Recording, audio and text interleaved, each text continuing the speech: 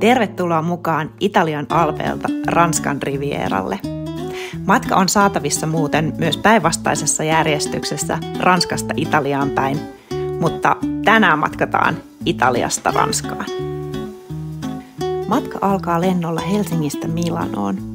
Vastassa odottaa suomalainen opas sekä ilmastoitu bussikuljetus. Kentältä matkataan Saint Vincentin kaupunkiin, Aostan kauniiseen laaksoon, jossa majoitutaan 2 yöksi. Iltapäivästä retkeillään Cervinian hiihtokeskukseen, josta avautuu kirkkaalla säällä uskomaton näkymä Matterhornin vuorelle. Perillä on mahdollista tehdä myös pieni vaellus. Illaksi palataan Saint Vincentiin. Toisen päivän voit viettää omatoimisesti Saint Vincentissä tai lähteä mukaan retkelle Italian pohjoisrajalla sijaitsevaan Courmayorin hiihtokeskukseen.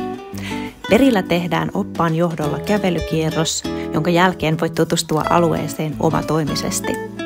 Voit ostaa köysiratalipun ja nousta korkeuksiin Alppien lumirajan yläpuolelle. Hyvällä säällä ylhäältä näkee aina Mont Blanc-vuorelle saakka. Iltapäivällä retki jatkuu Aostaan, maakunnan pääkaupunkiin, joka on perustettu jo roomalaisten toimesta. Kolmantena päivänä matkataan Torinon kaupunkiin, jossa alkupäivä on aikaa omatoimisiin seikkailuihin. Vieraile vaikkapa vaikuttavassa kaupungin ikoniseen Mole Antonelliana-torniin tehdyssä elokuvamuseossa tai kiehtovassa egyptiläisessä museossa. Nähtävää kaupungissa riittää.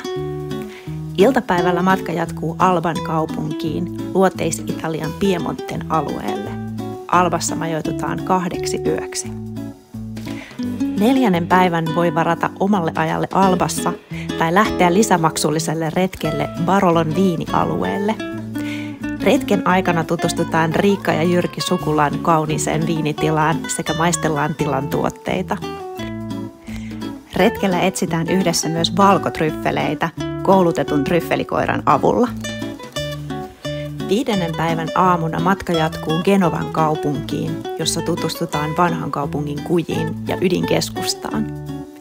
Iltapäivästä matka kulkee merenrantaa pitkin San Remon kaupunkiin ja iltaa kohden saavutaan Ranskan rivieralle Juan-les-Pansiin, jossa majoitutaan 3 yöksi. 6. päivänä voit ottaa omaa aikaa tai lähteä päiväretkelle Monacoon ja Esen kylään. Kierroksella tutustutaan muun muassa formuloista, glamourista ja kuninkaallisistaan tunnettuun Monacoon ja sen vanhaan kaupunkiin. Iltapäivällä vieraillaan Esen kukkulakaupungissa, jossa tehdään pieni vanhan kaupungin kävelykierros.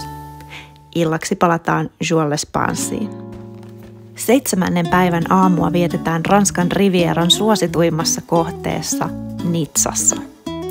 Perillä kuljetaan niin vanhan kaupungin kujilla kuin ydinkeskustassa. Iltapäivästä tutustutaan Antibesin vanhaan kaupunkiin. 8. aamupäivä vietetään hotellilla, josta bussi kuljettaa matkalaiset päivän ajaksi Nizzan kaupunkiin. Illaksi opas saattelee matkalaiset Nizzan lentokentälle ja kotimatkalle Helsinkiin.